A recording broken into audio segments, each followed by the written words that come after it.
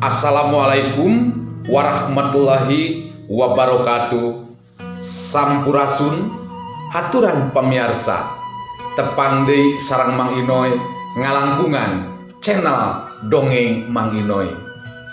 Pamirsa, dina danget ieu Mang Inoy hadir nepangan pamirsa sadayana. Ti aya sanes pamirsa sejak nguningakeun atanapi sejak mengklarifikasi wireh dongeng Sunda garapan Mang Inoy anu ngabantun judul Sirawing Nitis kangge sementawis rupina urang ditunda heula patali aya hiji hal anu ku Mang Inoy masih keneh direngsekeun. Ku hal eta pamugi henteu janten hiji bahan kekuciwaan kangge pamirsa sadayana. Pamirsa, tapi tetap kade manco di channel Dongeng Mang Inoy.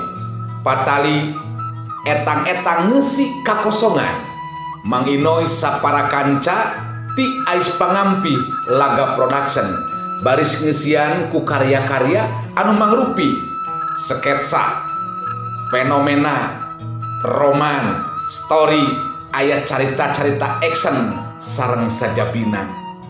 Pasti pamirsa langkung pogot dina nongtonna oge pamugi mungkin sabada nonton tisa gedengen janten bahan hiburan kangge pamirsa sadayana aya bahan-bahan anu tiasa dijantenkeun contoh dina anggoning urang rumingkang kumelip di alam dunia.